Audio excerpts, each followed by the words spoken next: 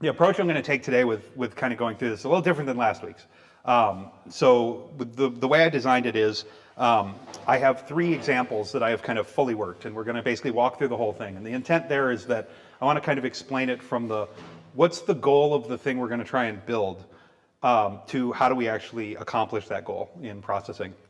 And then I've got a whole pile of others that are kind of increasing complexity and increasing sophistication that we can walk through as well. But the other thing also is I am totally happy to be interrupted. So if there's anything up there, anything from a concept to some weird syntactic thing that doesn't make any sense, feel free to ask, and I'll happily answer it. So the premise of this was, so the title of the workshop, I think, was Artificial Life, which I kind of regretted afterwards because it's actually meant to be a bit broader than that.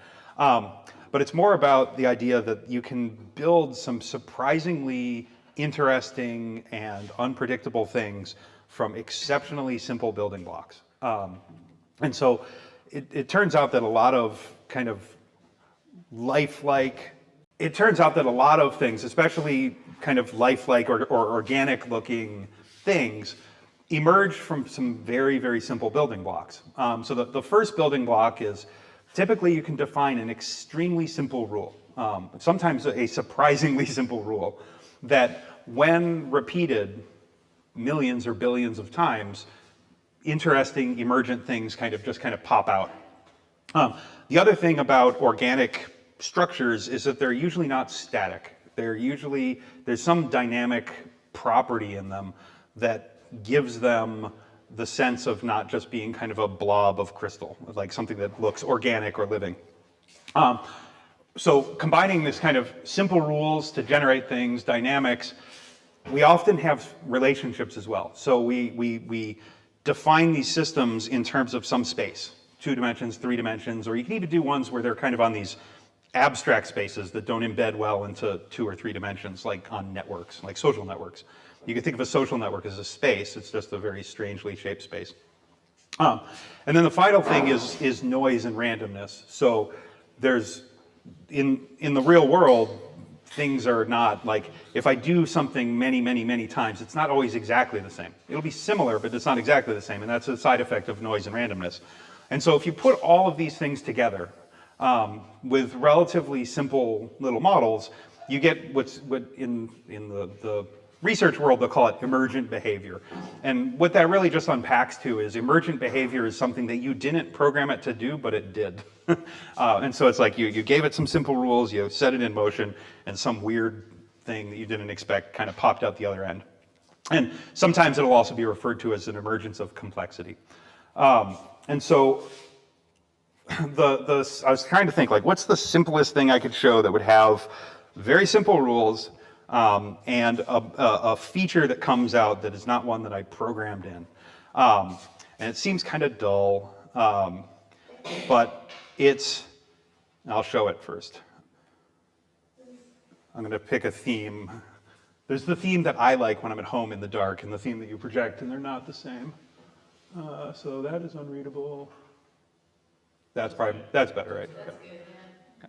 Okay.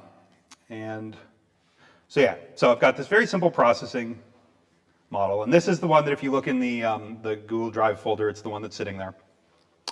Let me make it bigger.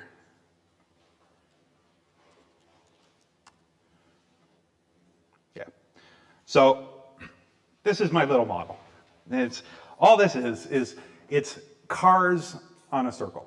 Okay, and what's kind of cool about it is, so there's an extremely simple rule that's going on here, but what you see is, you notice that there's like this wave that's moving, and it turns out in real life traffic, the same thing happens. If you go like up in space and you look down at a city, you'll see these traveling waves just move across the city through traffic jams, and so you end up getting this kind of interesting wave structure. So how does that come about? How does that interesting little feature show up from a simple model? So the model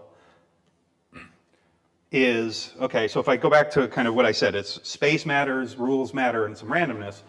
So the spatial property, so I'm giving it a space, and in this case, it's just a one-dimensional line. Just a line, but to make things interesting, I connected it, so it's a circle. The simple rules are the cars have a speed limit, and they just try and go the speed limit. Like, that's it. They try and go the speed limit. The caveat is if they see someone in front of them and they get too close to them, they stop. And then when somebody's not as far, when that other car moves away, they begin to accelerate to try to go to the speed limit again. So that's all it is. It's just this kind of repetition of I want to go to the speed limit or I stop. And the randomness is really just kind of about where things start. So in this case, everything gets initialized with the cars being kind of randomly placed around with random speeds. Because it turns out in this kind of example, if you don't do that and you kind of uniformly put them around the grid, you can actually get it so that the traffic jam is just born and no one starts moving because they're all evenly spaced and you kind of get this like standoff where no one wants to move. And so you get this emergent property where traffic jams appear as traveling waves. So how do I go about building this in processing? So I believe we covered last week these concepts, but these are the concepts from last week that we kind of want to revisit that are the ones that you build this sort of thing out of. So the first thing is we kind of talked a little bit about objects. And in this case, what an object is meant to be is they're essentially a way of bundling multiple things together that describe some abstract thing in your world. So in this case, we've got cars moving around. And so the objects are the things. And if you go back to when this concept of object orientation was first invented in like the 70s, they really had this strong idea that there's this relationship between, like, you can think of objects as things, they're like nouns. And objects have functions that are associated with them that are more or less like verbs. And so when I say a car is going to drive, the car is the object, it's the noun, drive is the verb. And so you end up having these objects that have actions on them, and then you associate some properties with them. So in this case, the cars are boring, they just have a speed. But the properties on the objects, those are the variables associated with the object that describe it. And so they're not quite adjectives, but they're kind of, you can find another tortured linguistic analogy for them, but objects really encapsulate these things together. What are the things? What are the actions you can do to them? And then what are the properties that those actions operate on?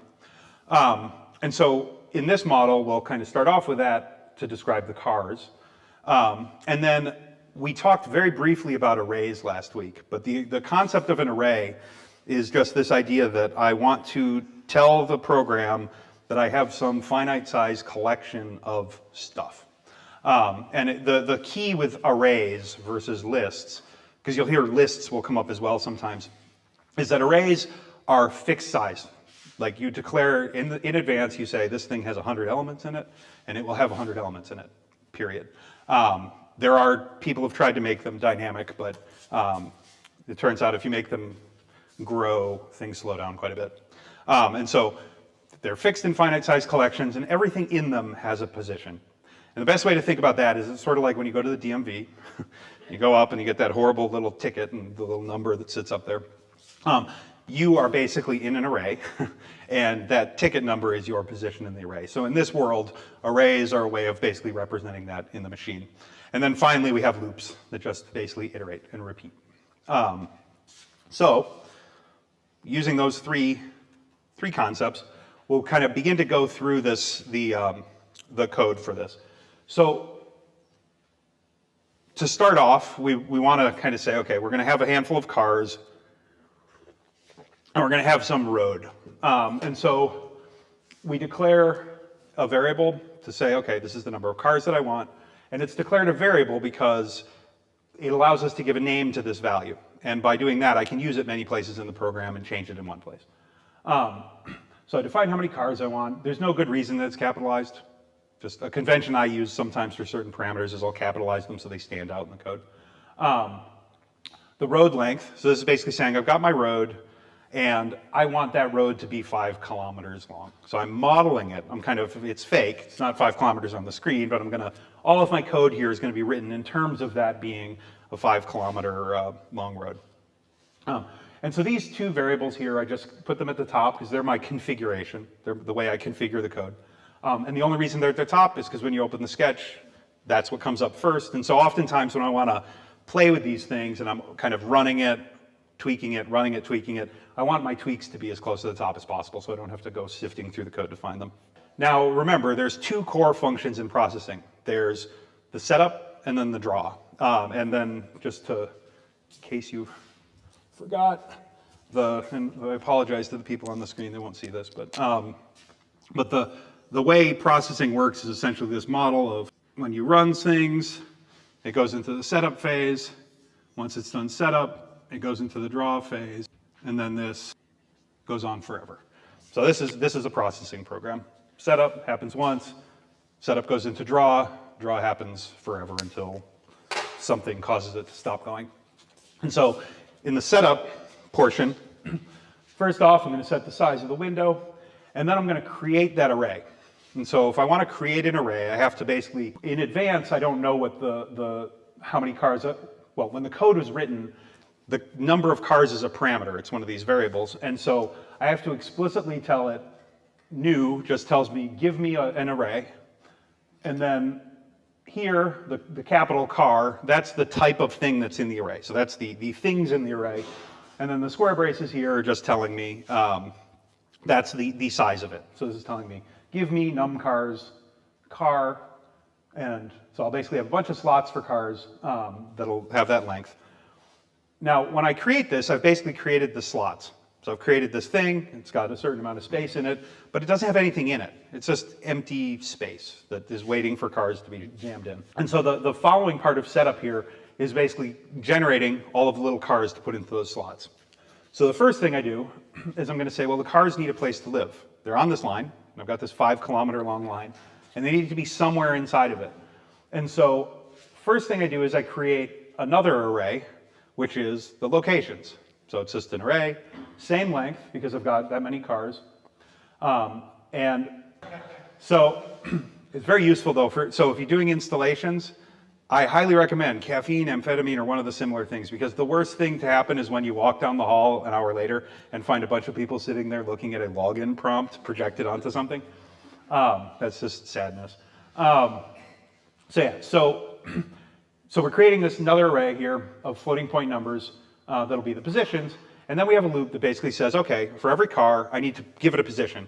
And so I randomly, as I said, the randomness in this case is where things start, and I don't want them uniformly spaced, so I'm giving some randomness to where they start off. And so I'm basically saying the position of the ith car is a random number that goes up to the length of the road. And so what's implied here is that random road length, so it's going to be a random number up to 5,000. What's implied is it's 0 to 5,000, so 0 is the bottom. And so I do that, I get a bunch of positions, but then I realized for certain reasons, I want the cars to be in order, because the cars need to think about who's in front of them. And so the list, this little array of cars, the car number I has to be behind car number I plus 1, which has to be behind I plus 2. And so this is just randomly positioning the cars. So they might be out of order, so I have to sort them to put them in order. Go ahead. So yeah, so we create the car positions, we sort them, and then we kind of have to do another loop where we're basically saying I'm going to create the cars and give them a place where they live, and now they go into the appropriate slot. And so at this point, after setup's run, everything's been created, cars have been sorted, and now I need them to drive. And so the dynamics happen. So setup is this single time thing. And so this is not very dynamic at all, just happens. Draw, though, because I've got this repetition, the fact that it's basically sitting there providing the heartbeat for the code means it's the place where the dynamics have to happen. And so in the draw phase, when we're going to implement this, I do a little bit of calculation here, and this is basically some geometric things because I need to draw this circle, and I don't want to have these little equations showing up all over my code. So I just pre-compute them once at the top to say, okay, I need to know the center of the screen, I need to know the two centers, because that's where the circle is centered. The radius of the circle, well, that's going to be proportional to the size of the screen. So the radius is going to be 1/3 of the height of the width. I forgot to say, I clear the screen every time to give it the black background. And then this last one here, dt, that's difference in time. So what I'm doing is basically I'm sitting there, this thing's heart beating, and I'm kind of modeling time stepping along. And so what I'm basically saying is that every draw is like one virtual second in my world. So dt's there, I just call it 1. I declare a couple other variables here because I know I'm going to want them later, but I don't know their values. And so when you create variables, you don't always have to initialize them. You're just basically saying, I'm going to have two things called x and y. I will define them later. Then before I start doing any computation, I start drawing stuff. And so this is basically saying, let's draw the road first. And so we set the color of the road, set the fill to 0 because we don't want to fill it in, we just want the outline. And then I draw an ellipse. And because I want it to be a circle, the two parameters for the ellipse are 2 times the radius. And then now I've got my road. And then I go into the car part. So the no stroke thing here, this is because I only want the cars to have the inside of the circle. I don't want them to have an outline. So I'm only concerned with the fill.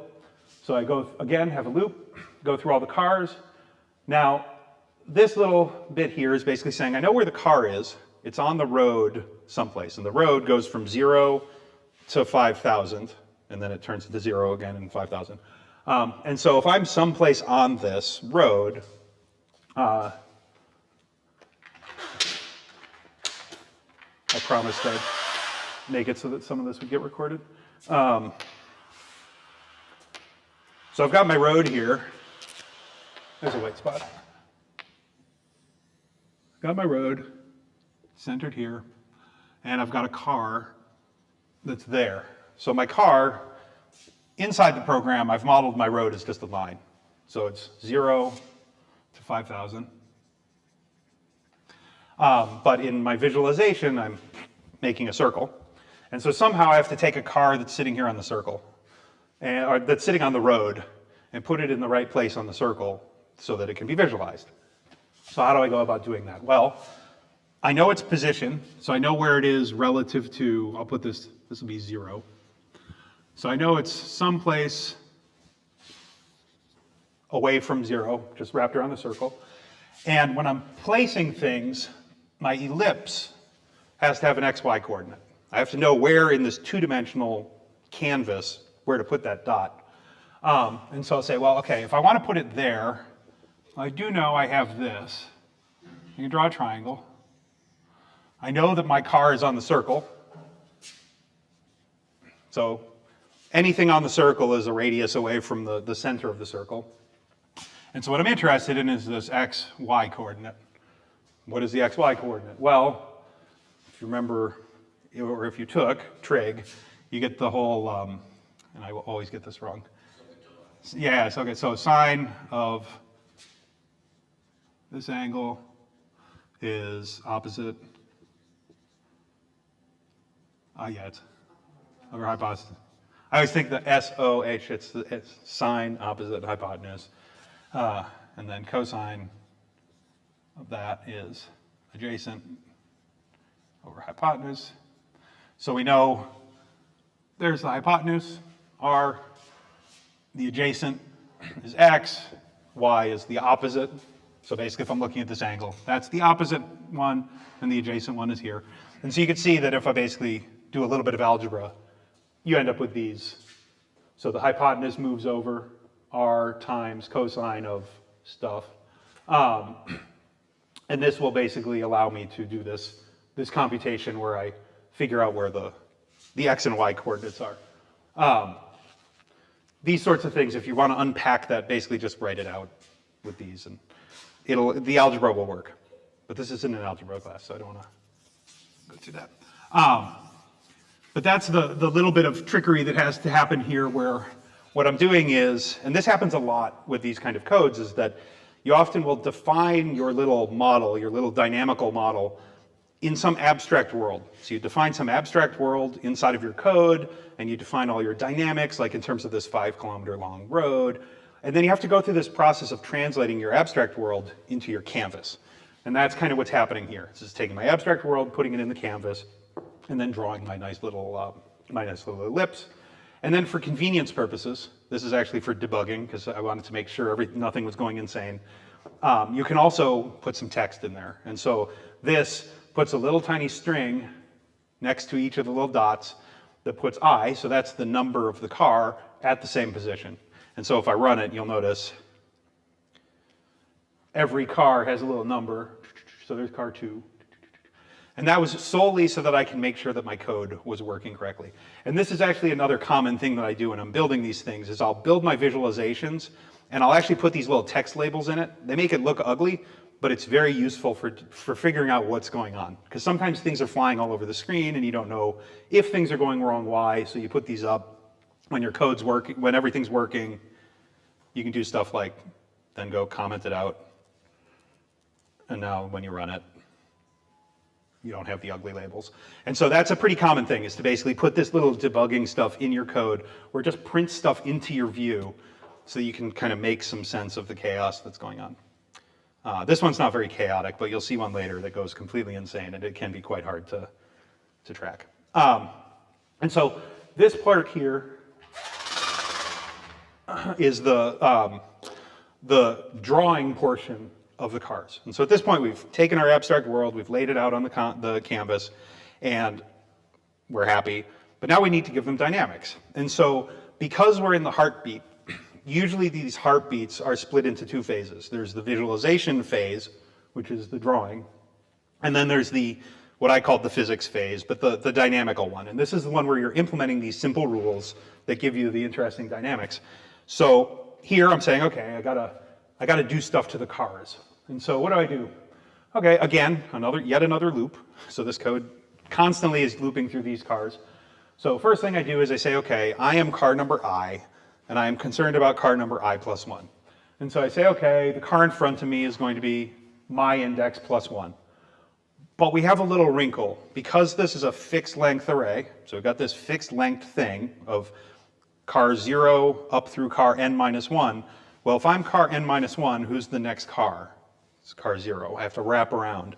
And so that's one of the reasons that I give this a name and I don't just put I plus 1 all over the place, is because I have to make a decision to say, well, I think the car in front of me is I plus 1, but if the front of me is actually out of the array, like it's gone over the end, I need to wrap it around. And so basically, if I think I'm looking in front of me, I've overshot, so now I'm backing up by the number of cars, which will pull me from the end back to the beginning.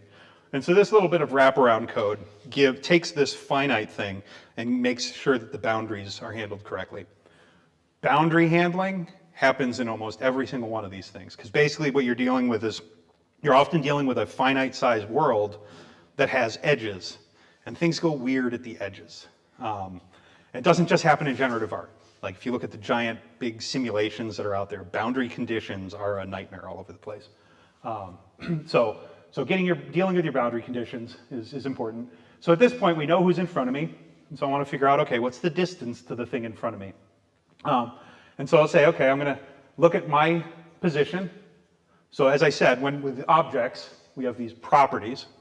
So the property on a car is its position. So I'm saying, okay, if my position, car I's position, is less than the position of the car in front of me, then I calculate the difference as being just the car in front of me minus my position. So this is for kind of when I'm in the array, when I'm dealing with everybody on the inside of the array, car number I is always behind car I plus 1. But there's that weird case again, where if I'm at the end of the list and I've wrapped around, or somebody is at the end of that 5-kilometer road and the next car has wrapped around and its position is now like 3, well, your numerics go a little bit weird because of the fact that you've got this position that's on a circle. And so in order to implement the circle, you have to kind of detect when this inequality is wrong, that means you've kind of hit the end of the string that you've tied to the front, and so you have to compensate for it by basically saying, okay, well, I have to do this little adjustment where I'm kind of taking, since my position appears to be in front of the car that's in front of me, I move myself back as if I've kind of wrapped around the loop once. And then that puts the car that's in front of me in the right place. And so this little adjustment here is, again, just because I have this string that I've glued to the the ends together, and I just have to deal with essentially the glue point. The place where they've been glued together is where some weirdness happens. And so that's what this is dealing with. And so once I've done that, I know, okay, I know what car I am, I know how far away I am from the car that's in front of me, and so I call a method, which is a function on a car, so an action, and I tell the car, okay, your action right now is to accelerate. You're gonna have to update your acceleration. So basically hit the gas pedal or the brake. And then once all the cars in this phase, they've all made the decision of gas pedal or brake pedal.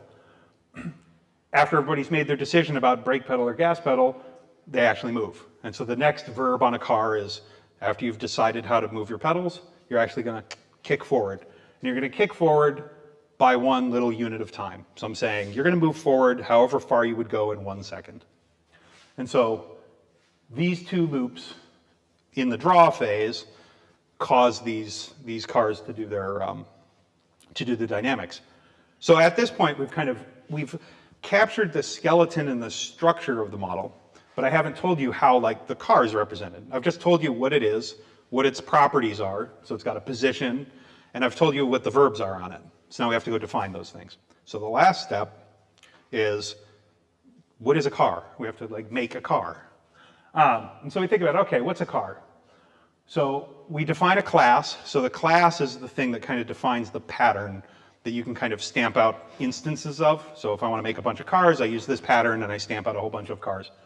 So I think about it, okay, a car has a position, it has a velocity, a speed, and it has an acceleration. So they're called x, differential of x, the differential of the differential of x. So I've got the physical parameters of the car. I have a speed limit. I'm going to make it so they don't kind of go infinitely fast. So once they hit the speed limit, they stop accelerating. And then they have this desired distance they want to stay from the car in front of them. So there's a separation distance, and that's what's causing this traffic jam to show up, is that one little parameter is what's causing them to decide to stop or accelerate. So I've got that. I have a maximum acceleration that I keep track of, simply because it turns out that if you basically let them go from a standstill to being instantly going as fast as possible, the numerics go nuts, and the model actually looks completely terrible. You can play with it in the code, but you can really, these kind of parameters, if you don't get them quite right, things go nuts. So I've got my maximum speed, and then I also have the rate at which they're accelerating. So essentially I'm giving that gas pedal, I'm putting a brick under it. They're only allowed to hit it so hard.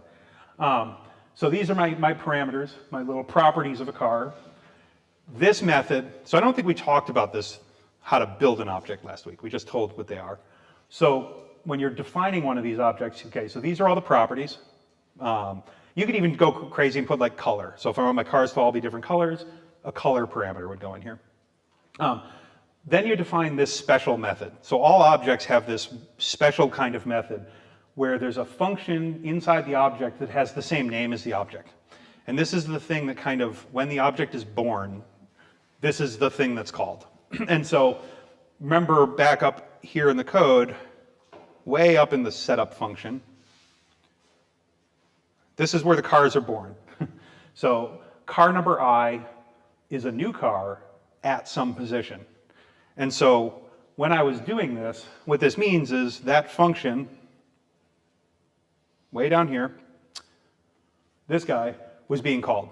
And you see it's taking a position. And I'm realizing now that I committed one of the sins of programming of using one character variable names. I should have named them more clearly, but P is position. So this is saying, okay, a car, when it comes into existence, gets a position. So its attribute X, its position on the road, is the starting position. Its starting speed is 0. So all cars are born at rest. It's not accelerating. So all cars are born not accelerating. It'd be very surprising if a car, when it came into existence, just... and then they have this maximum speed. And so this special method is called the constructor. And so you have to define the constructor. If you don't define one, it'll be fine. It just means that none of your attributes will get a value.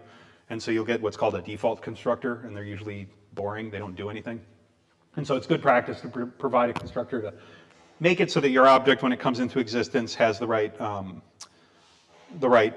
properties. And then actually I'm going to do these out of order. And so if you remember in the dynamics phase, the first thing we did is we looked at how do the cars accelerate. And so we said, okay, well, every car has this action to update their acceleration. And so when they're accelerating, they have to know how far away the car in front of them is. And they also want to know what the time step is. And so the first thing that happens is they basically say, well, if the car in front of me is less than the separation distance, so I've gotten too close to them, stop. Not very healthy. They're all going to come to a screeching halt, but they instantly stop. But if the car in front of me is further than the separation distance, then what this says is I'm going to slowly accelerate. So my acceleration is going to grow by the increment for it, which is defined up there. And if the acceleration has gotten too fast, it's gone above my maximum, so I've hit the brick that I put under my accelerator, clamp it so that acceleration will never go above the maximum.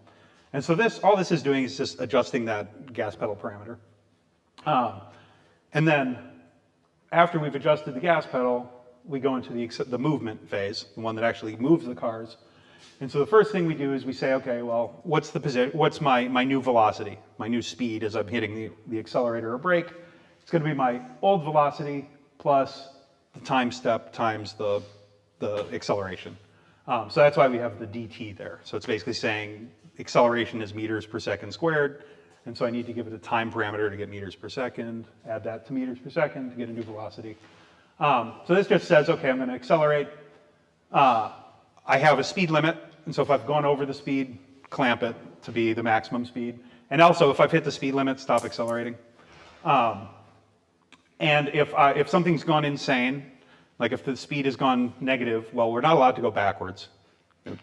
And I think I put this in there because there was something in this, I think I may have seen negative velocities show up occasionally, so I was like, okay, there's something funky in the numerics, so let's clamp the velocity at 0. And then I move them. So moving them is similar to acceleration. My position is my old position plus my time step times the speed. So speed's meters per second. So seconds times meters per second means it's meters. So meters plus meters is meters. So basically I'm just creating my new position. And then I also make sure that we wrap around. Again, we've taken this line, glued it to the ends together. So I have to make sure that when I walk off the end, I go back to the beginning and wrap around properly. And that's everything. And then when you run it, that's where you get the nice behavior of the cars moving around. And where things get interesting is, like I said, there's these interesting little parameters here that you can play with, and they'll change the dynamics a little bit. So you've got these, I think of them as like little dials, where I turn the dial and things kind of get interesting or they go haywire. And so if I look at this, I'll say, okay, like what are some of the parameters I've got? Like I've got this separation distance. So how far apart they have to be before they stop. So if I reduce that, so the cars are able to get a little bit closer to each other, similar thing happens. Man, I wish it was not as bright in here. Similar thing happens, but you notice there's not as much of a traffic jam. Thank you. So now you can see the cars better. So what I did is I basically got rid of this. The cars allow themselves to get a little bit closer. And what you see is they initially, because they started randomly, some of them were like really close to each other, and so they initially started off kind of jammed up. But then they unjammed and everybody was happy. And it turns out, you notice there's no standing wave anymore. There's no more traffic jam, but the spacing's not uniform. Because it turned out that like these little clumps, those were ones that started off real near each other. And so like in this clump of 3 that's going around, the one in the back there probably had to wait for the 2 in front of it to accelerate far enough away before it started going. But then everybody's kind of happily spaced apart, and things turn into this kind of very regular, but regular motion with irregular layout. But if I kind of amp this up too far, so the separation distance is 400. So they look really far in front of them, and they just kind of deadlock. Because it turns out that there's too many cars on the road, and there's not enough space for anybody to accelerate and separate, and so they just kind of, there's that initial jiggling, but then everybody wedged up. And so you can kind of play with these sorts of, so when you write these little codes, these little models, this is like well, okay, that's a bad parameter too. It's like a magic number in here. Let's see, 250.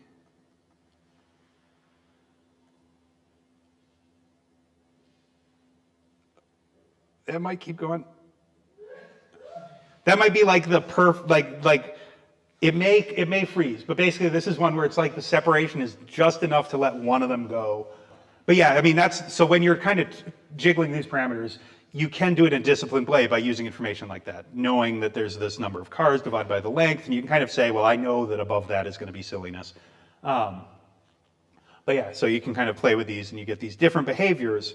So again, the fact that it's doing this now, where I've got this little pulse that's moving around, versus the no pulse but uneven spacing, or the little traffic jam where I've got the standing wave, none of those were planned.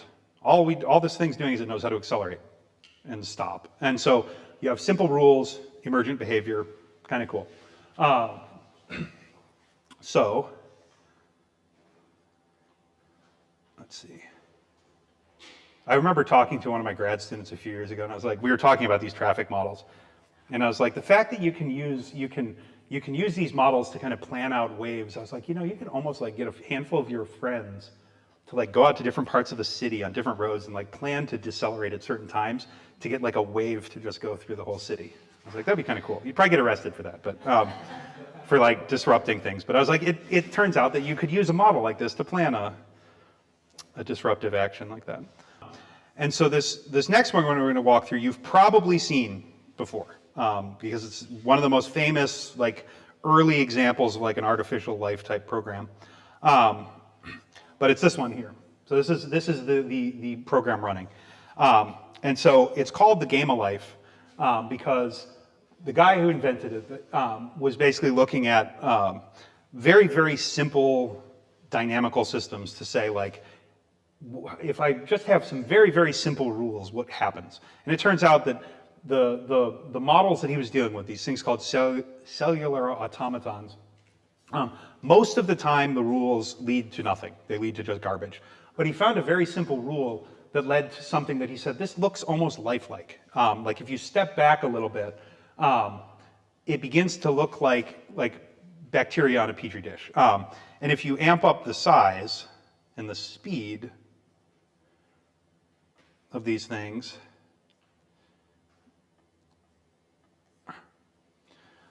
they certainly begin to look like there's something going on inside of it. Like I've made it much bigger and it's going faster, but like this looks like if I was to take like some water from the river and put it under a microscope, I would see all kinds of weird stuff happening. And he kind of looked at this and he was like, wow, this is not what I expected.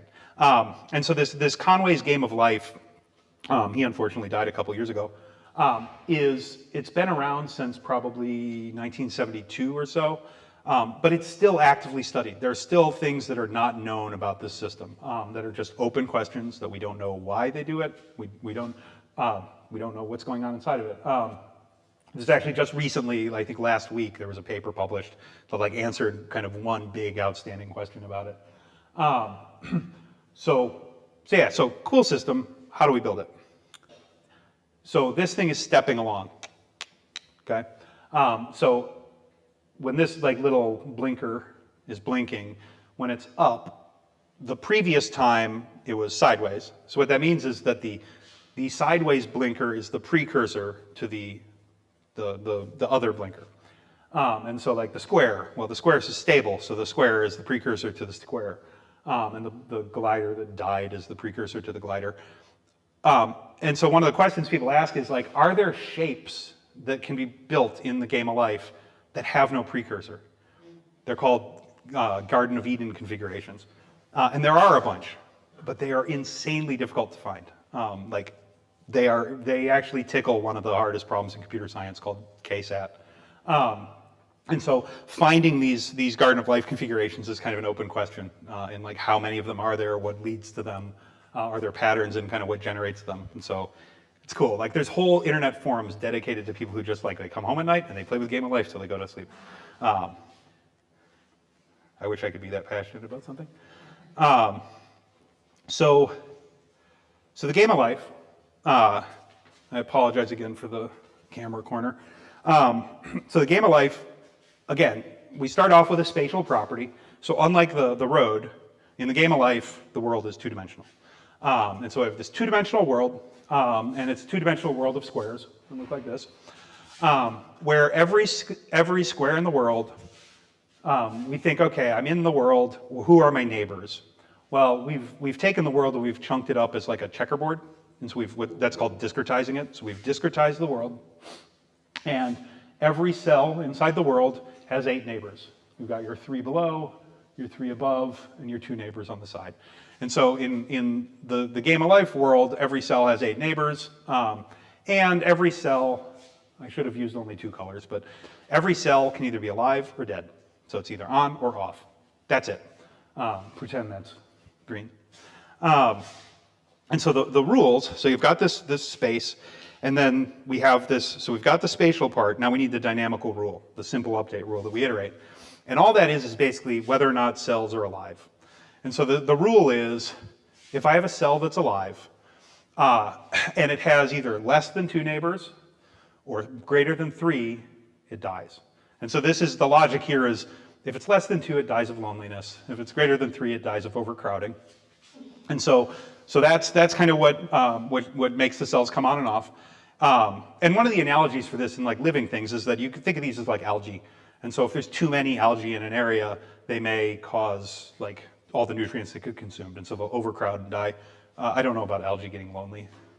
According to my backyard, it never does. But the other thing is that if you have a dead cell, so you have an empty cell, and it has exactly 3 neighbors, it sprouts into life. So it just kind of, you have this spontaneous generation of things. Otherwise, if it's alive, it stays alive, and if it's dead, it stays dead. So you have this simple transition rule, and then the randomness is your initial conditions. Because if you start off the world empty, so everything is dead, well, everything stays dead. And if everything is turned on, everything is overcrowded, and so everybody dies instantly. And so you typically want some randomness to kind of stir the pot up at the beginning so that you get some interesting behavior going on. So let's go through kind of what the code is. And this code is a little simpler because it doesn't involve objects. Because if you think about it, what is the object in this world? It's the cell. Well, I don't need a lot. There's very little that happens here. It's just an on-off. And so there's no need for an object. So you'll typically find in coding, you don't use objects for things that are so simple that you can get away with using something that already exists. And so here, an integer, 0 or 1, is enough, and so we don't make objects. So I start off by defining the width and height of my world. So you notice when I run this, so my window here is maybe what, 700 by 700, but my cells are chunky. They're big squares. And that's because what I did is I said, even though my window has a width, my world has a different width. So I'm basically saying my checkerboard is actually a 50 by 50 checkerboard imposed on this 700 by 700 pixel screen.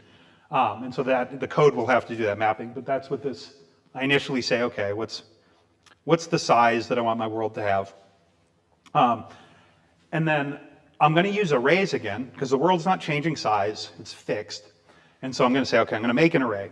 But in this case, we don't have a one-dimensional array. We actually need a three-dimensional array.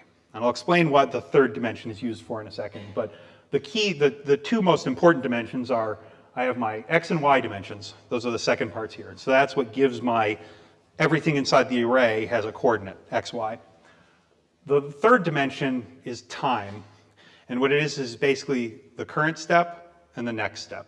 And so you have to have this, in order to make this work, you need to basically remember what the world was, what the world is now and what the world will be the next time around. And then each step of the little loop there, it's basically going through this, what is it now, what's it going to be? What is it now, what is it going to be? And so you have to actually allocate 2 copies of the world so that you can reason about them. Because you get some crazy bugs that come up if you don't do that. So we have a 3-dimensional array, and that's why we have 3 braces. And then we have some counters. And like I said, we're always going to want to know, with this third dimension here, we're going to need to be able to know what's the current time and what's the next time. And so we give variable names to those, so we don't have to think about the index arithmetic. We just want to write all the code in terms of these variables and have the index arithmetic just encapsulated in one place. And I'm going to skip this. I'm just going to go to first to setup. And so again, processing program start in the setup. And so I'm setting, okay, my screen was 600 by 600. Now the frame rate here, somebody asked about this last week, although I don't think they're here now.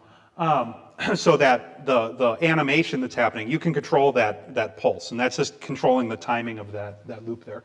So this is saying processing, please make this update every 5 times per second. And then if I look at my world, this is my poor 3-dimensional drawing. So I've got my world of cells.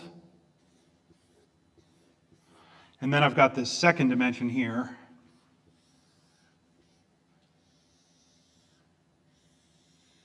So I have this kind of layer cake where I'm saying the top of the layer cake is cur, and the second layer of the layer cake is next.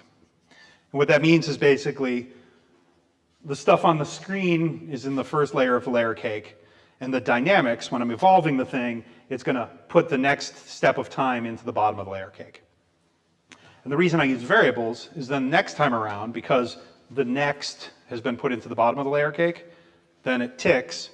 Well, now the current is at the bottom of the layer cake, and the next is at the top. And so you use these variables so you can basically flip these two things. So you can, it's toggling back and forth between what is the top and what is the bottom. In computer graphics terms, this is basically a double buffering scheme. So they call this double buffering, where you have one buffer that you read from, one buffer that you write to, and then you swap. And that was originally invented to prevent screen flicker. Or if you remember like a Commodore 64, some of the old computers from the 80s, you would see the drawing go from the top of the screen to the bottom, so you'd be able to watch the raster. That happened when you didn't do double buffering. You'd be watching the computation show up. Whereas double buffering was a way of getting it so they would all appear at once. So that's what's going on here, is we're double buffering. So we'll go back to the code. So I basically am saying the current is the 0th element of this dimension. Next is the first element or the one element of this dimension. And then the width and height are allocating the size of the other two. So my little layer cake there, I've set up the size of the layers. And now I have to go through the world and populate things. And so I have a nested loop. So I have my outer loop is basically saying I'm going to go through all the x coordinates. And then my inner loop is saying for each x coordinate, go down a column. So I go down the y coordinates. So I repeat this, so it's going. And then for each element, I flip a coin, except for I'm not really flipping a coin. This is more like I've gone and got one of those D&D dies. So I've got a 10-sided die, and I'm rolling my 10-sided die, and I'm drawing a random number from between 0 and 1, and if it's less than 0.1, so there's a 10% chance that something is on. And so it's basically saying, sample it, 10% of the time I get in here, I get less than 0.1, so the cell gets turned on, otherwise the cell gets turned off in the current time step. And once I've done that, the next one, we don't know what it is, so everything in the next time step is 0. So we just zero everything out in the bottom of the layer cake. The top of the layer cake, we set up randomly 0s and 1s. So that's it. So the setup just does my screen setup and my frame rate setup, and then the rest here is just randomly populating the world. And then the draw phase, so the first thing that happens in the draw phase is we call a function, and that's the function that implements Conway's game of life logic. We'll go to that in a second. So the first thing we do is we step the automaton forward to make it move, and then we do the graphics. And so the graphics here, so as I said, I have a 600 by 600 drawing plane, but my world is like 50 by 50. So I have to figure out for every single one of those squares in the world, how big are they? And so I basically say, well, the cell height is the window height divided by the world height. So if it's 600 divided by 50, that would be what, 30? And then, no, it'll be different. And then the cell width, same thing, window width divided by world width. Now I've got my size of the rectangles. So I've pre-computed how big the rectangles have to be. Then I'm going to clear the screen, set the background color to be some kind of whatever 204 corresponds to. And then no stroke, this is just telling it when I draw the rectangles, don't draw a border. I just care about the fill. And then I again have a nested loop. where I'm going to go through, and then for each cell, so I work my way down the columns, I basically say if the ij cell in the current state of the world is 1, then I set the fill color to red is 0, green is 255, blue is 255. So this kind of blue, like cyan. If it's dead, the color is 0, 0, 0, so it's black. And then I draw the rectangle where the rectangle is offset basically I times cell width in. So I'm basically saying if I'm like the 5th cell, then it's going to be offset 5 cell sizes in, and then j, the y coordinate, is going to be j cell heights down, and then the rectangle will be of width, cell width, height, cell height. So this just draws those little checkerboard things. So like that right there, you can see here that little square, that's 1 cell width wide and 1 cell width down. This one, you notice it's wider. It's actually made of 4 cells. And so it's 2 cell widths down across 2 cell heights down. So that does the visualization, quite simple. Every frame, it just does that. And then the key then is this one step function. That's at the top. And so that's kind of the meat of the thing that actually does the computation. And so if we think, okay, what my simple rules were all based on the neighbor count. And so the logic of this first requires me to figure out what's the neighborhood. So the first 2 lines here are basically saying, okay, I need to figure out, based on where I am, I need to know what cell is above me, below me, left, right. And so this is calculating what are the indices for what are the j indices for the thing above and below, and the I indices for the thing left and right. So, well, above me, so I'm thinking, okay, above me in this world is negative numbers. So I'm going, smaller numbers are above, larger numbers are below. These conventions are arbitrary. It's like a choice of when you write the program, you make this decision. Above or below is either negative or positive. So I chose that up is my coordinate, -1. And so, okay, if you just think about my coordinate -1, it's fine if I'm inside of it, but if I'm at the top of the array, then my coordinate will be a negative number. So if I'm element 0 and I do j -1, then my above would be -1. That's not allowed. Arrays go from 0 to n -1. And so I have to do this little trick to wrap around. And so instead of having some if statements in here, which is one way of doing it, the simpler way of doing it is to say, okay, I'm going to back up, and then I'm going to jump way forward. So I'm going to go and see who's above me by 1, and then I'm going to add the entire width of the world, or the height of the world, which gives me some number that's pretty big. And then I use this thing called the modulus operator, and that's the wraparound operator. So all that basically says is that if I'm counting say I'm counting the numbers modulo 3, well, that would be 0, 1, 2, 0, 1, 2, 0, 1, 2. So if I took a number like 3 mod 3, it's 0. 4 mod 3 is 1. 16 mod 3 is 1, because 15 divided by 3 is 0. So all this is doing is it's basically a very compact way of saying, give me the next number with a wraparound. That percent sign is the modulus operator doing that. And so this is basically giving me, in my diagram here, the indices of the blue cells. I was lucky that the windows landed like that. And then I'm basically saying, okay, I need to count how many cells around me are on. And so I just say, okay, my count is 0.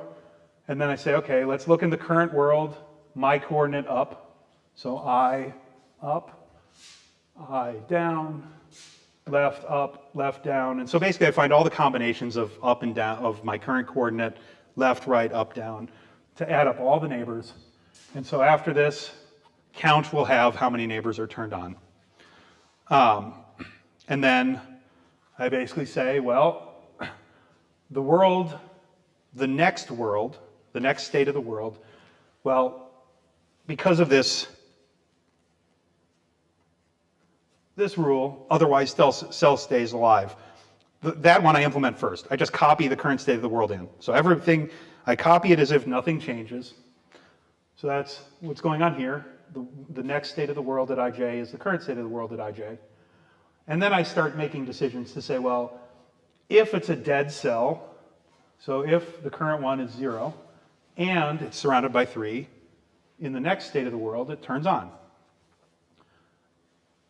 If it's alive and it has less than 2 or, so the double pipes, the double vertical lines, that's or. So it's count less than 2 or count greater than 3. If I was alive, I become dead. And then the last step, I have those 2 pointers, the two toggles.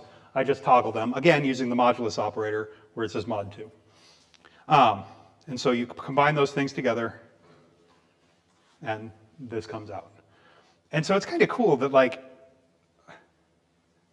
if you were to look at this is what surprised Conway so much, and what kind of keeps people entranced with this is that like literally like that's the logic. It's just counting how many things are around you, and then like this kind of if you're dead you become alive, if you're alive you go dead, and then like would you have predicted that from that like you'd get this like the blinker? I have no idea. Like these things are completely unexpected. This is completely emergent behavior. And so you can get kind of this kind of strange stuff from the simple rules. And so I've done a handful of installations here where you'll do stuff where these sorts of things, I use this as like the source material, where I'm basically saying I need something to give me, I need something that's random but structured. Like I need something where it's got like some structure to it, because the structure, people like key in on it, they don't like noise. But I don't want to pre-plan everything. I want to let something emerge from it, where I kind of let the computer help me. Like it'll sit there generating lots of images, and then I'm like, I like that one. And then I'll pick it up and go with it. So I'll usually use these sorts of things as that kind of underlying source material, where then this will then get turned into, maybe go through some image processing pipelines or something where it gets combined with images, and then that turns into the thing that gets kind of projected out. So it's like these sorts of things have those kind of places where you can do that. Or what you're seeing here is this is just the raw data. So there's been basically zero effort in visual presentation. But you can take, I'll leap forward to one of my other examples. This was in my extra in case of time. So let's see if this one works. Well, okay, it's ugly here. You can see it, right? Aesthetically slightly more interesting. It's an automaton. Like there's an underlying automaton here that in this case, the automaton rules are I basically have a point, sort of like my little cars, and they move forward, and the noise is basically as they're moving forward, they'll turn their angle ever so slightly. And so they're accumulating up angles. And the rule is if you get near another line and you're heading towards it and it's heading towards you, both lines will try and move apart. So the underlying rule is avoidance. That's it. Just what happens if I make things avoid? And where this came from is I was kind of thinking about vines growing on stuff and watching them grow.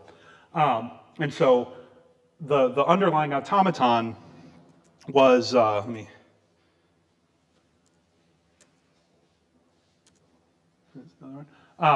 the underlying automaton is that, and then at this point, it's still not quite, I'm not really satisfied with it, but now it's kind of entered into the phase of, I've now got the automaton that's generating my patterns, and now I can focus all my effort into thinking about color, transparency, composition of that. Basically, I'm letting the computer paint for me, and now I'm thinking about, okay, how do I give it aesthetics?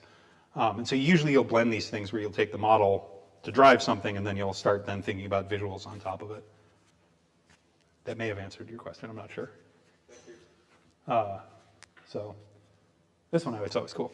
I think actually last summer, or maybe it was last summer after the Enchanted Fest thing, I think we had some extra projectors, and so I took this and I just was projecting in the hallway over there. But this is another example I also of, remember I said you get these happy little bugs. You'll notice here, cool bug. And I don't know, it's a bug, so it's unpredictable. No, that's not doing it. Oh, the contrast is terrible on this. Well, if you let it go long enough, you get these kind of cool, like, this one almost reminds me of like those patterns I would make if I basically took a nail, like a board, put nails on it, and then started doing that string. This is an accident. This is meant to be that code with the little organic form that was growing, but I think I got a fraction upside down, and so things that were supposed to go to 0 ended up going to infinity. But I was like, that's cool. So I just kept it, and it turned out that like this is actually one that I've been wanting to tweak. Oh, it looks so much better on the screen. There's actually a lot of really cool subtle grays throughout here, but this is one where some of the just running this one over and over and over, I occasionally will come up with ones that I would be like, this would actually be a very, very nice print. But yeah, your bugs will sometimes lead to some really cool things. But it's a bug, so you have to run it many times or else, because a lot of them are ugly. Yeah. And it's one where actually I tried to try and distill out what it was actually doing, and it turns out that the code, I screwed it up so much that I couldn't really write down like the equations for what it was doing. So it just lives in a directory of cool bugs.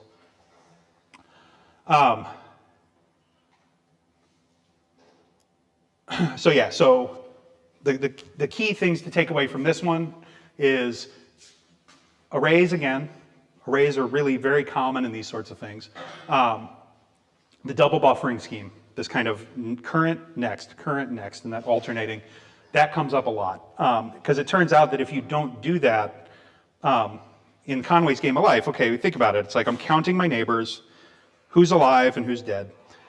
And if I don't do double buffering, so say I take the ijth element, I look at its neighbors and I say, okay, you're gonna come alive. And then I go to its next neighbor, and its next neighbor looks at its neighbors. Well, what it's gonna see is it's gonna see like, I will have just come alive in the future. But the ones in the next, on the other side, I haven't gotten to them yet. So that's the self from the past. And so you kind of get this thing where you get these bizarre patterns that occur because essentially inside the array, you have this kind of past and future existing at the same place. And so you basically have, if this was a physics model, you'd have what's called a causality bug. So you've done bad things to time, and it turns out doing bad things to time doesn't work. So the final of the three rules are these things called L systems, which I'm assuming people here may have seen. I actually think that, I don't remember if you used my L system picture actually for the ad for this on Eventbrite. Okay, so yeah, so you've seen these because it was in the Eventbrite advertisement. So now it's the third in here. So if you open up L system, that's the code for this one. And L systems, this is an animated L system. It's not the same one that was on the thing. But L systems are cool because they're a simple way of generating things that look kind of, that have kind of this fractal structure to them.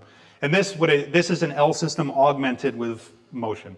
So L systems on their own do not move. They're just static. They look like ferns. But I was kind of playing with how do I make it so that it'll kind of move back and forth. And I think this one was also projected on a wall last year. We had a lot of extra space, so I just went through my hard drive and projected things. And so the L system is interesting because they're also extremely simple, but kind of related to, I think the question was asked, with the L systems, because you have these simple dynamics, once you are satisfied with the structures they produce, which if you look at my code there, I will admit, this is ugly. You can see the rectangles and all that. The only reason it's ugly is so you can see the structure. You can see the rectangles and kind of see what's being drawn. But if I'm going to then transition this into using this as seed material for like a installation or a print or something I'm making, then you'll go into the phase of styling it. And so these simple models, you can then start getting, these ones I would claim are getting a little bit prettier. And this is where I'm kind of beginning to think through how do I deal with size, like how do I deal with the size of the rectangles, how do I reason about color, how do I experiment with color, and I also was beginning to do some experiments with how do I think about color and foreground color, background color. But again, the L system is the dynamical thing that I'm basically letting it draw for me, and then I can then play with it to think about color. So looking at the L system, so L systems, so they're originally called Lindenmayer systems. And I believe the person who created these, where it came from is he was looking at things like algae, I think, or basically little baby plant life, like really simple plant life. And he's just kind of curious. He's like, if you watch it, you kind of see like structure emerge. So algae, like sheets of algae will get these kind of interesting branching patterns and stuff. And so he's like, how do I find a very, very simple rule that captures what I think the dynamics are? And this was done, I think, in the 60s. So computing was very crude. You didn't have very fast computers.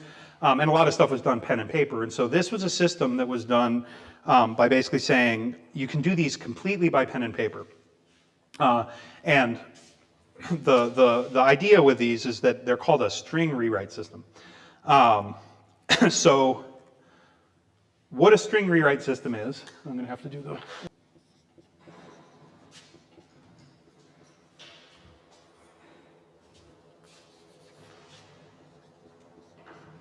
Okay. Now I'll hide this. So yeah, so what these string rewrite systems are, if somebody wants to close that, it'll be fine, is what I'll do is I'll start off with a simple thing. So a string is just a sequence of letters. And so in this one, I have this alphabet. So I'm basically saying my alphabet is, so it's a set. I'm allowed to have plus, X, and F. So I write these strings down, I write words, and the only thing that can go inside of them is plus, X, and F. And so I'll just make one up, X, F. So this is my word. This is what I start with. And now I have these two rules that basically tell me how I can evolve this thing. And so what this says is if I ever see an X, I replace it with XX. If I ever see an F, I replace it with plus F, X plus. So if I take my starting word, and I want more space. So I start off with XF. So I look at this and say, okay, well, X gets turned into XX. F gets turned into plus F, X plus. Okay? So this is step 0, step 1. Step 2, repeat the process. So now, okay, X gets turned into XX, X gets turned into XX, plus, we don't have a rule for, so we just leave it. F gets turned into plus, F, X, plus, then my X gets turned into XX, and my plus just sits there. And so you can see, I started with XF, and now I've got XX, XX, X, plus, plus, FX, plus. So complexity and structure is emerging. My string is going from something simple to something really complicated. And you can imagine the more things I put in the alphabet, the more variety I have to put in here, and the more rules I have, the more variety that happens when I evolve it. And so there's a similar concept going on here to the game of life, which is when I'm evolving it, when I rewrite X, I'm creating a new string. I don't rewrite it in this one. I don't put the X in, because you can imagine if I turn this in XF goes to XXF, then that would turn into XXXXF. You'd get this kind of runaway where you'd kind of spin forever. So you have this strict, you read from one to create the next, read from one to create the next, and you repeat. And so the starting thing for these Lindenmayer systems is, amphetamine wore off. That's weird, actually. It shouldn't have, because that's like on indefinite. But the starting building block of these things is this string evolution. So I take strings and I rewrite them. But this is boring. These don't look like ferns. They just look like strings. And I like to think of these as like DNA. So the string here is the recipe for making my fern. Where things get interesting is to say, well, the strings are encoding some actions. And so what I do is I say, okay, I'm going to give meaning to these things. So they're not just plus, X, and F. It's actually going to be things like, and I don't remember what these were in my original example, but I might say something like, when I see a plus, so so say I've got my turtle. So think about old school logo turtle graphics. So I have my little turtle, and it's facing that direction. So plus might be move forward. X might be turn 45 degrees right. And F might be grow.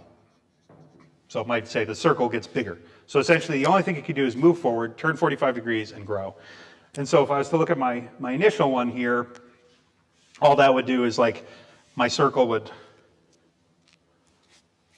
this will be fun. I didn't plan to do this, but let's see what it's like to do L system by hand.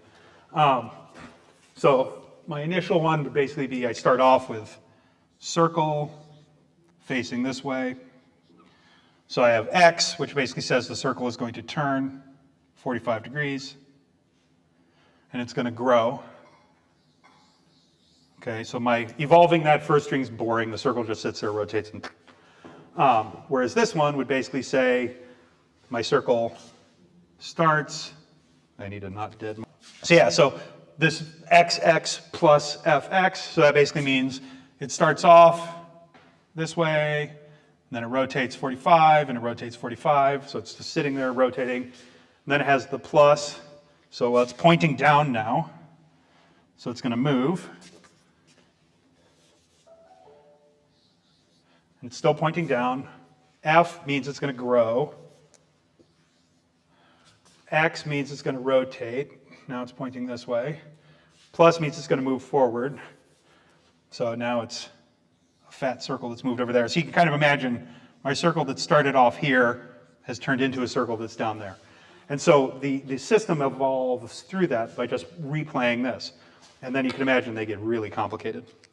And so the key with these things is basically this combination of, well, that's fun, the rewrite logic, which is your rules, your alphabet, and then figuring out how to interpret the alphabet. And so we'll walk through how you go about doing this in processing. So this is in that L system directory. And we will skip over the top. I should have rearranged this one. So again, the setup, I want my, this is my animated one. My fronds are moving back and forth. So I get a frame rate, 30 frames per second. 1,000 by 700, that was arbitrary. And now what I'm going to do is I'm going to basically say, I'm going to make a bunch of plants. And I'm using objects because of the objects. The object of one of these F plant, so fern plant, is it's going to have the location because I have these different, when I run this, every single one of these things has a position and where they're at. And so the objects are there to kind of make sure to track like where they are in their little waving and where they're laid out on the screen.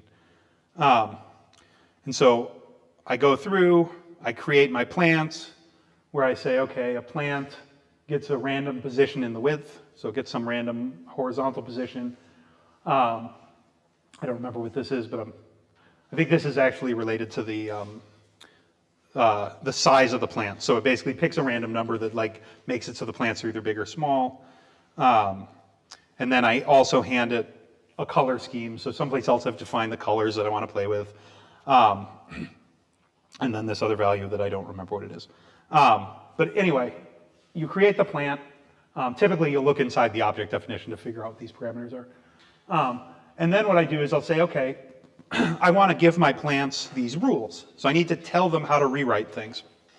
And so what I want to do, since I want variety, is I want to say half of the plants, so 50% of the time, the plants will have a rule that whenever it sees an X, it replaces it with this long string.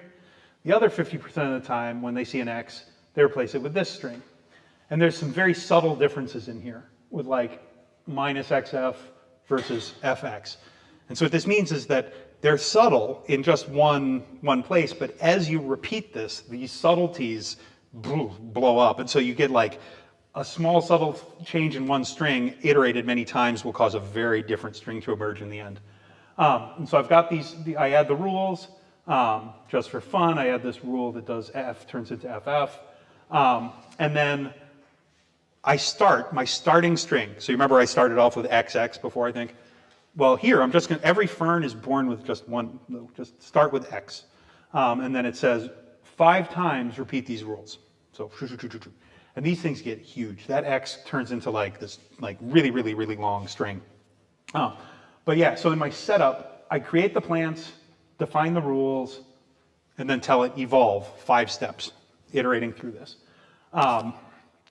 And then the drawing phase, again, I've got some variables floating around that have to do with like the branch angles. Like I may want to tweak those, so I tell it like the angle starts off at 25 degrees. The drawing phase is clear the screen, set the stroke. This is the counter here. So these things are swaying back and forth. All that means is every time they draw, this angle parameter is just kind of growing. And so it's just kind of growing, and because it's on a circle, it wraps around, and so that's what causes them to go back and forth, as you just think about motion on a circle. And so I have this angle counter that's moving around, and then for every plant, I tell it to render, and it's basically telling it to render that plant. I forgot what SI is.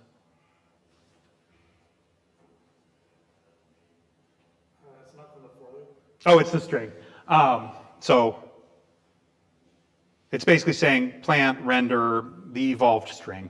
So every plant I has a string that it's evolved called SI, and it hands it the string. And this theta stuff here is just basically telling it where in that rotation sequence, as it's going around the circle, it's kind of telling it when you have to think about angles, here's the angle to think about.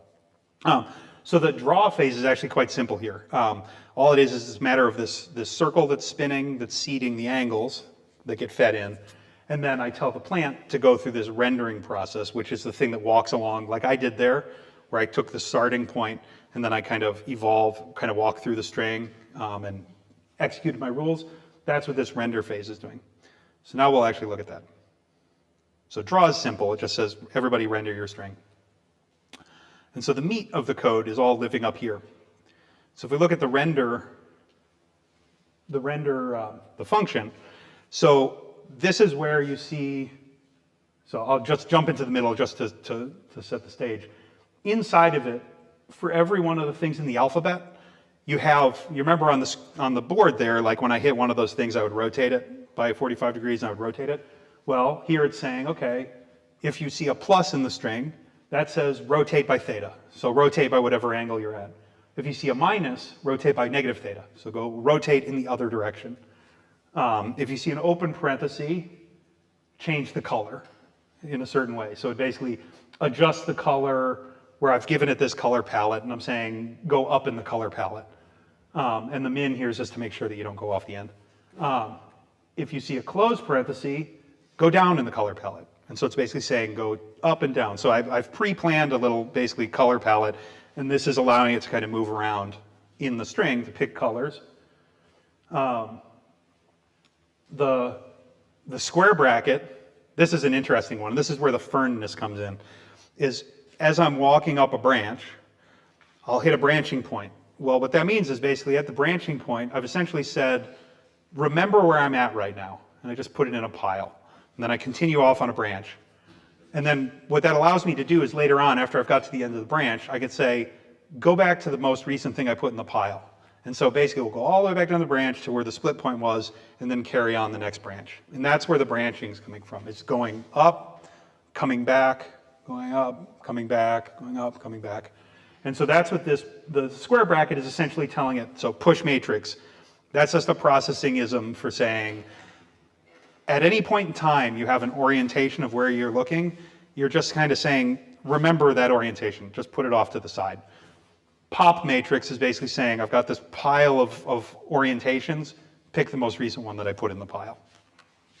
What data is actually being pushed? Well, what's the matrix that they're talking about? Hiding underneath this is an OpenGL rotation and transform matrix. So it's a 4x4 matrix that defines a transform.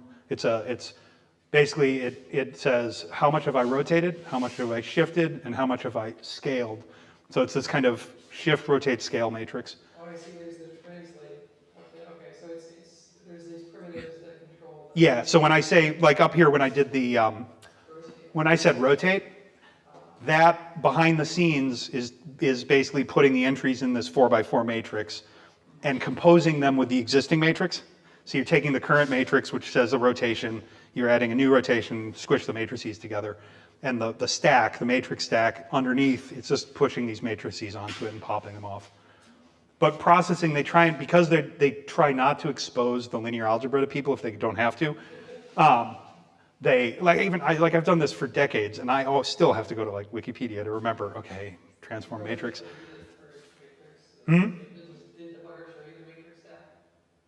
Well, If you're running the debugger, does it show you the matrix stack as like a side? you don't have to run the debugger. What's nice about processing is everything here is in Java. So this is just straight Java code. There's nothing about processing. All this is syntactic sugar on Java. So if you want to, you can just go straight to the JOGL objects and just manipulate the matrices yourself. And you can print them if you want to. The pop matrix thing is really a dynamic coordinate system. Basically, it says I'm going to move 0 to here, and now I'm going to start from 0. Now I'm going to put 0 up there, start from 0. Yeah. I'm going to move 0 over here, start from there, and then you can step back through it. Yeah, no, it makes sense. I'm just curious about how to like see the matrix. You know, if you're trying to debug, like there's. Well, you specify the origin of the matrix when you push the matrix. You say this is the new starting point. Yeah, well, so when you do reset matrix, that you know is zeroing it. And so that zeroes out the matrix. When you say rotate and translate, those are adding stuff in. I believe you can, hold on a second. Parking kitty, I don't want a parking ticket. I will refresh my parking. I mean, you can get in there and you can see the matrix if you desperately want to, but it's the reason I say that is they're easy to mess up. They're extremely easy to mess up, and so it's one of those things where it's like you can see it if you really want to, but have you ever done OpenGL programming? Yeah. So it's exactly like there's the library for Java is JOGL, and I think what you can do is you can look up, if you Google for JOGL, you could probably get that, and then in processing, I think all of this stuff is hidden inside of either a drawing object or a graphics 3D or graphics 2D object, depending on what mode you're in, if you're in 2 or 3 dimensions. And so they actually have, if you look in the Java doc pages for those graphics objects, that's where you can kind of see some of these fields that'll let you get at this stuff. So I know you can get it. Yeah. Yeah, so this is in the code here, you'll see this is defining my interpretation of the alphabet. And so I've got my color things, my matrix thing, and then F, this is the thing that basically moves forward. And X is just there. I think it's because I threw it into the alphabet and didn't know what I was going to do with it. And so it's sort of like in your DNA, you have these non-coding regions that are just there. That's a non-coding region in the string. So it's. So if you were to, for example, delete it, it would impact anything. Yeah, I could exclude it from my alphabet and it really wouldn't do anything. And so when you run this, you can see this is evolving those strings, and I can put in here a piece of code that will let me print the strings so you can kind of see what they look like.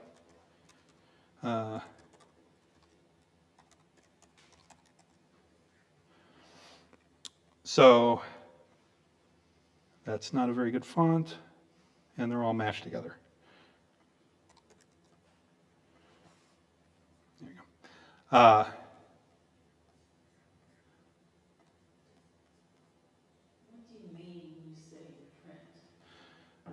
So, yeah.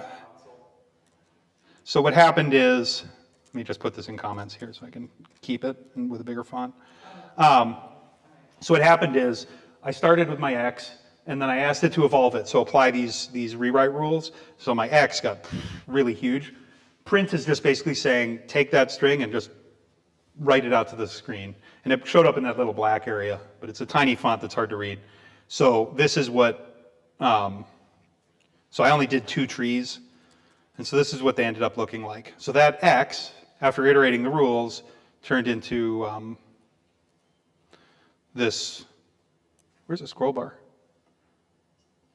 This huge thing. So that describes a fern. It's like it just goes on and on and on and on and on. There you go. And so it's cool. It's like I started with X and then go, and then I get that. And it looks like it turns out they look identical, so I believe the 50-50 flipping the coin didn't do anything. I got two identical ones. They just happened to flip the coin the same way. But if I did different ones, they would end up looking very different. And so the key with these L systems, so to play with them, you end up having just this. So if you wanted to write your own L system, which they're really fun to play with, they're easy to come up with your own rules. You just basically have to sit down and think, what do I want my rules to be? Rotation, movement, other stuff, changing colors. And so you write this for each of the things in your alphabet, you define the logic. Now what this switch thing is this is basically saying, as I work my way through the string, so I go through, I loop over the length of the string. So if it's got 1,000,000 characters in it, I go one by one.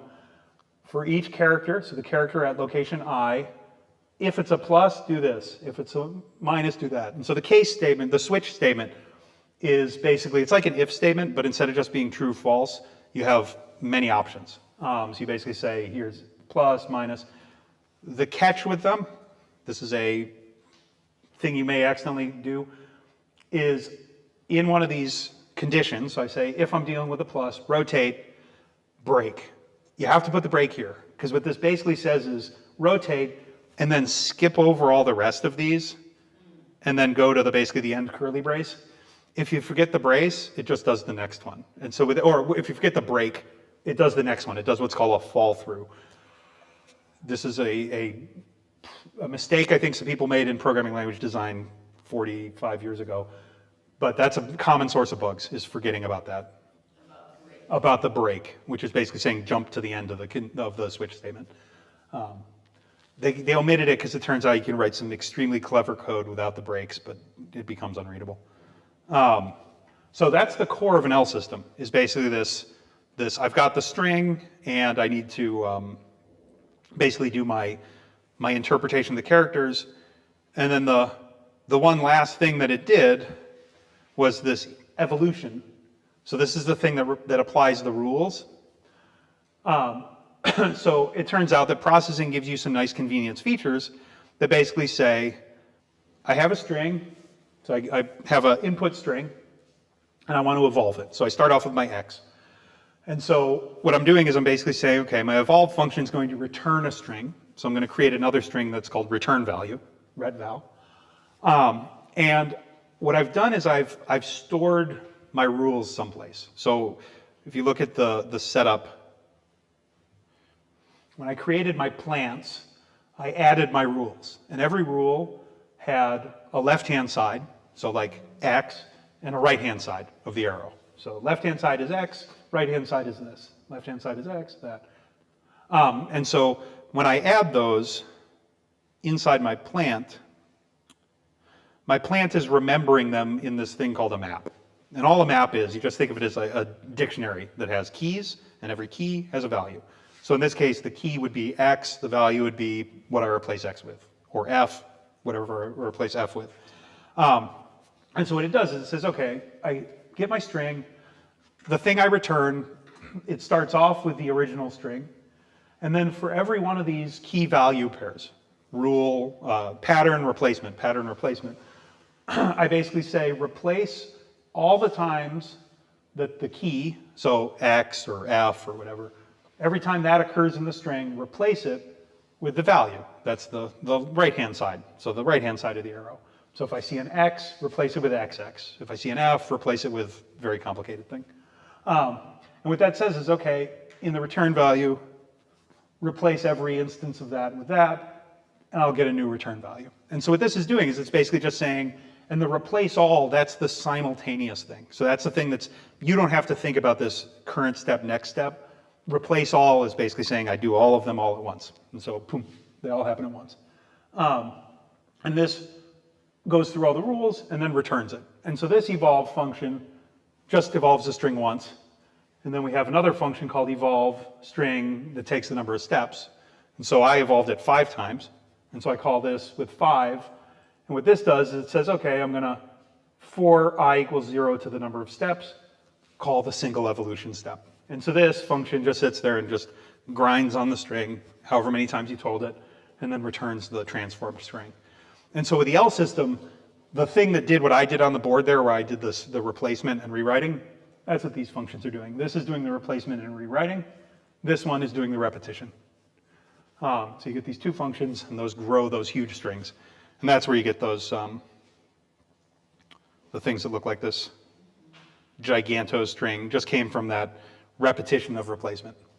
And so with these L systems, you can build these surprisingly complicated things. And just to illustrate a little bit of the variation, so this is the wrong font size. How do I make it bigger? There we go. This is not processing, so I'm not going to explain too much of the syntax because it's a completely different programming language. But what I was interested in here is I wanted to take this and make three-dimensional trees. I had this idea that never panned out where I wanted to basically use L systems to design toolpath plans for a 3D printer because I wanted to like grow an L system tree and then 3D print it. And so I was like, okay, to do that I need to have a bunch of I need a solid rectangular thing, and I need more than 2 dimensions. I need to have the third dimension where I can get like depth. And so I was like, well, I don't want to think too much about my L system. I want to modify that other one that I already had. And so what I did is in the processing code, let me look at the alphabet again. Come on. So in the processing code, I had plus, minus, my color changing ones, and then I had my forward. And so everything was about 1 dimension. But what I did is I said, okay, I want to have, because I'm in 3 dimensions now, well, I need 2 different rotations. Because there's rotation in one axis and there's rotation in another. So what I did is I basically said, now I have 2 rotation angles, theta and phi. And so I have R, which was already in my language, and I added another character. So I just said my alphabet's gotten bigger because now I've got 2 different rotations that I want to have take place. And I think I may have done some other things down here with just adding a couple other things to my alphabet. What's cool about the L systems is you just can think about, I can kind of come up with all kinds of whatever I want in my alphabet. And as long as I can define operators for each of those things in my alphabet, I can build I can grow whatever I feel like. And in this case, it was these 3D ferns. So, but yeah, so L systems, very cool to think about just because very simple framework of just alphabets, iteration rules, and then just figuring out an interpretation for the elements of the alphabet. This one's kind of cool. So these are they're called Boids. And I forgot who did the Boids. I think Boids was just because it sounds like my relatives from New York pronouncing birds. The Boids. No. But, so the idea here, where it came from, is the person who invented Boids worked in the film industry. And they were interested in this problem of we want to model like an overhead scene of like a Roman army fighting a Greek army or something. And so, but we want it to look somewhat realistic. And so they're like, okay, how do we computer generate something where with a very small number of rules, we can make something that looks real. And with Boids, the basic idea in these ones is every one of these dots, so the little beak on the dot, that's for my own purposes, I put that in there just so I could see which way they're pointing. And the length of it is their speed. And this is completely unintentional. This was an accident last night. I was fiddling with parameters. I have no idea why the current parameter setting, they seem to like to pair up. Yeah, they do. I don't know why. I have no idea why. Like, that's cool. Like, they're orbiting. And then when they get near other ones, they get screwed up. But and they'll occasionally get in bigger groups, but I just don't get why there are these pairs. Yeah. Because I have another parameterization with this where they don't pair. It just happens to be the magic numbers I picked here just make pairs. And so this is like one of those ones I want to put in my little cool bug folder. But the idea with these things is that, okay, if I'm thinking like a bird, well, birds don't know how to flock. They just do. Fish do too. And so it's like, how do they do it? Well, what Reynolds, that's his name, Reynolds, Craig Reynolds. The rules he came up with were every bird has 3 things that it wants to do. First off, it wants to maintain separation. As a bird, I'm flying, I would like to not bang into the other birds. So it wants to maintain separation, so it tries to stay away.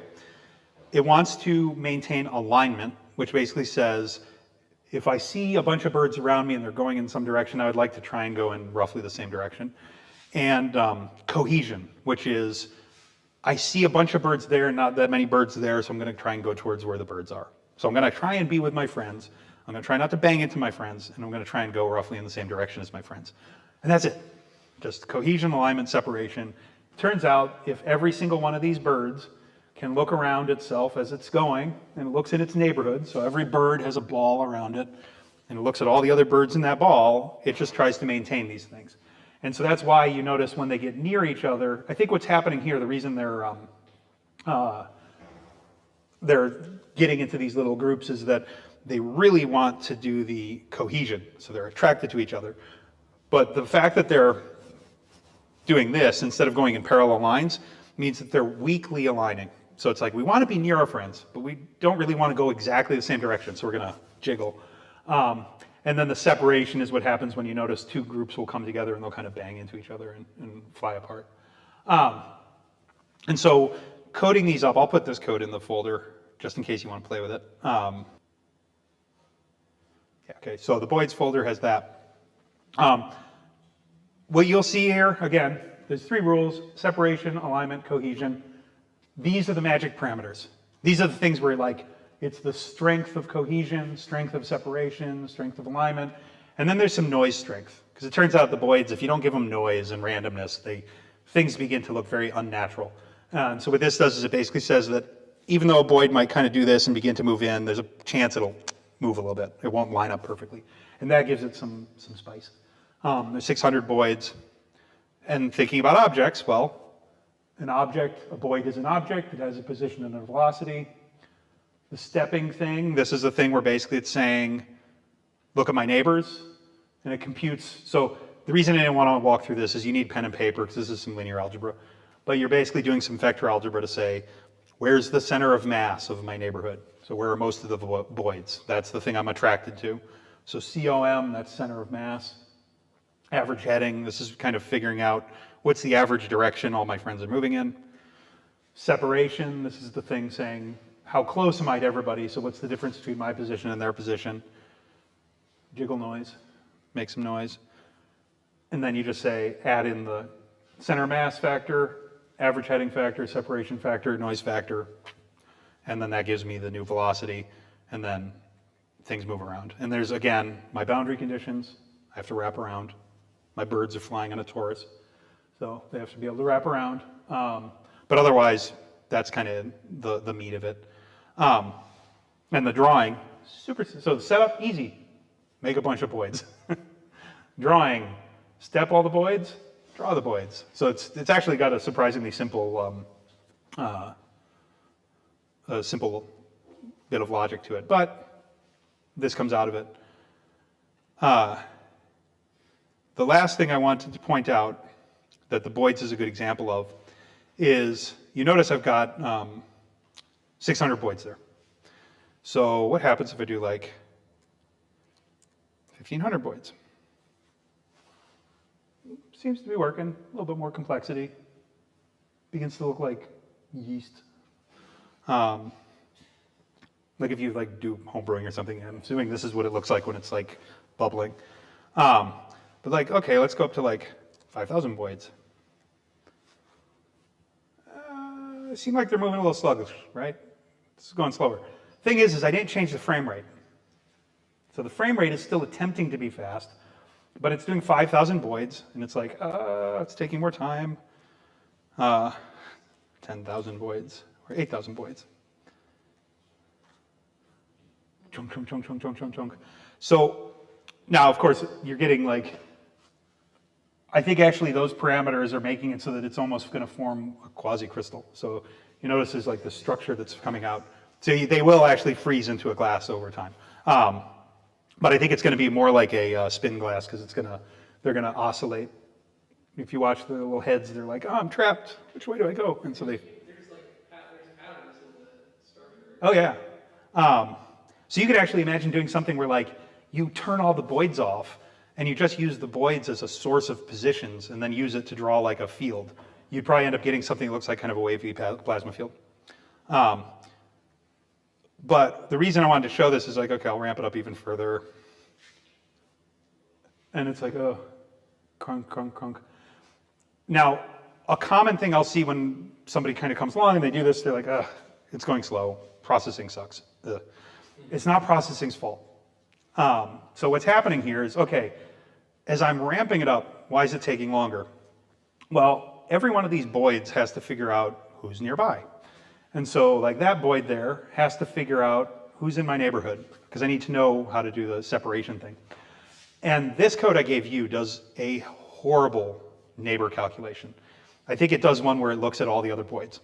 And so if I've got 1,000 voids, and each void looks at 1,000 voids, it does 1,000,000 units of effort every step. If I have 10,000, 10,000 squared is, what, 10 million or 100 million? It's big. So it scales badly. So that just means like, okay, I'm doing a lot of work to do this. So if I'm clever, if I can find my cleverness. So here's some voids.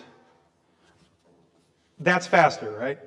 It's not as chunky. It's not going chunk, chunk, chunk. It's still a little bumpy. This is also 10,000 voids. Same logic. The difference between this one and the other voids is that the way it finds the neighbors, it uses what's called a space partitioning data structure. And what that means is that every single one of these voids is only looking in a neighborhood nearby. But how you define the nearby neighborhood without looking at all of the voids, that's what this special data structure is doing. Okay. And so it's cool. You get this performance bump, and it's not the processing. Processing hasn't changed. Both codes are processing. One's just much faster than the other. The drawback to this is that if you really want to do things where you're writing some code and you run into this place where you've hit this algorithmic bottleneck where you have n things and you're doing n squared amount of effort, to get to the faster ones usually means more complex code. So the original code here, where's my neighbor? Yeah, here you go. This is the code to find the neighbors. It's bad, but it's short. If I want to do it cleverly, this is the code to do the space partitioning data structure. Oh, wow. Like all of that? It's a space partitioning data structure on an arbitrary topology. So it's a little bit more complicated, but the space partitioning data structure part, this is implementing what's called a KD tree. They're very tedious to get right, and there's a lot of bookkeeping that has to go on under the covers. And so this is the place where when you're writing your code, like with the voids, I'd start off with the inefficient one, because it's clear, I can do it myself.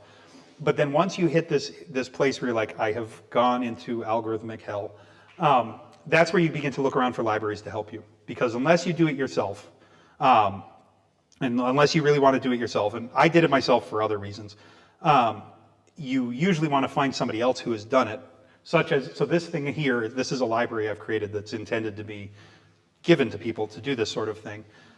You typically will look for a library that does the heavy lifting for you so that you don't have to code that up yourself. So. Is there a way to, like, does processing have any like parallelism primitives or ways of? It has what Java provides. So it has whatever Java provides. So if because you can call it to Java anytime you want, you've got all the Java threads. Yeah. What about compute shaders to build on top of graphic? So if you want to do, yeah, so you can do shaders using that, but I think with shaders you have to be writing in the shader language. And so you can write your shader off in that kind of weird C, and then you can invoke it from processing via the JOGL layer. If you want to do something more complicated, like you don't want to do, you've got a GPU, and you don't want to do everything as shaders, but you want to do more general purpose CUDA style programming. There are interfaces between Java and CUDA, but you end up writing, you have to basically, I don't think you can write Java code. You end up writing CUDA code. Then you just call it CUDA. And you just call it that way. But then you get into this kind of, the issue there is that Java has its memory that it owns, CUDA has the GPU memory, and if you want to do fast CUDA, you actually have to do some work to kind of DMA across the boundary. DMAing it to the JVM is kind of sketchy, so you have to do this kind of thing where you allocate the memory outside for that. It quickly gets kind of painful, but you can do it.